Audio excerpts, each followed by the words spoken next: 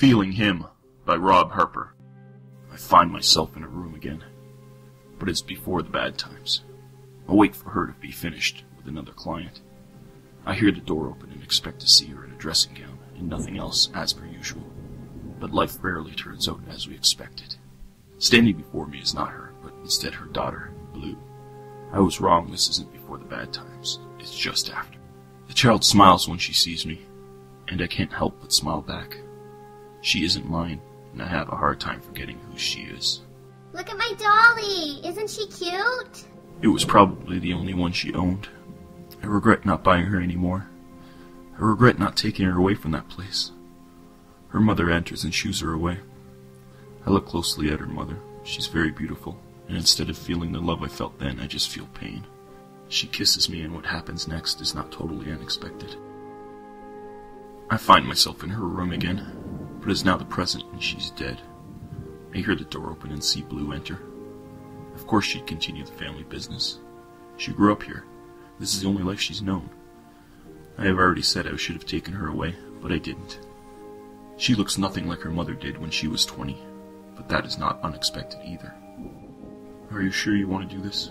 Yes, I'm sure. The others have told me tidbits of stories you tell, but I want to hear one from you. It won't be the same for you. It'll be more personal. I don't care. It's my turn. Blue kisses me and we make what can't be truly called love. And then I tell her a story. This is the deal I have with the girls here. Ecstasy, then agony. I stroke her pale face and kiss her deep lips. This is love. Then I begin my story. This is from before your mother died. Before you were born. It was a good time, at least at the beginning. Your mother had met a young man whom she fell in love with almost immediately. That man was my brother. Their love was pure. He wasn't jealous of her line of work, but he said he'd take her away, and she wanted this very much. Eventually their love grew to the point where my brother proposed and your mother said yes. It was the night before their wedding when it all went wrong. Your mother nor my brother ever truly knew what happened. As the two slept in their soon-to-be wedding bed, something came. It hopped on my brother, first ripping out his heart. He died instantly. As for your mother, her fate was worse than death. The undead thing took her, and then left her for dead.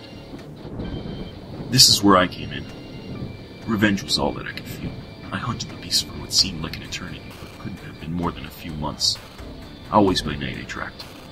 I saw the wave of death he left, and I left my own. Then I finally caught him. I quickly overpowered him, my lust for revenge giving me strength.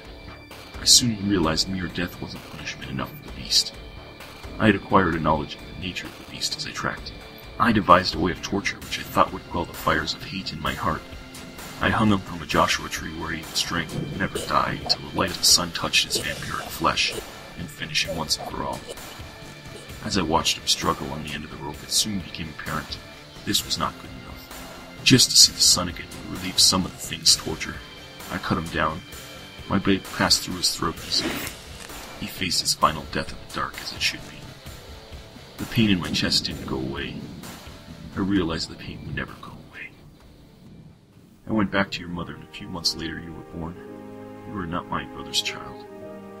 You were that thing's. I still stayed and loved you both as much as I could. As I finished my narrative, you just stared at me. Is this a sick joke? This can't be true. It's all true. All true except one thing. I never had a brother. Oh my god! No! She looked at me dumbfounded. I opened my shirt to reveal the wound the thing had delivered to my heart. It was as fresh as the day it happened. Dead flesh doesn't heal. She ran from the room and I walked into the night. The girls had never asked why I seemed as young as the day they'd met me. Dead flesh doesn't age either. I walked into the night. I always said it would be different from Blue's father, but in the end, how different am I? I realize I haven't seen a sunrise in over 20 years. I hope tomorrow's will be nice. I shall see.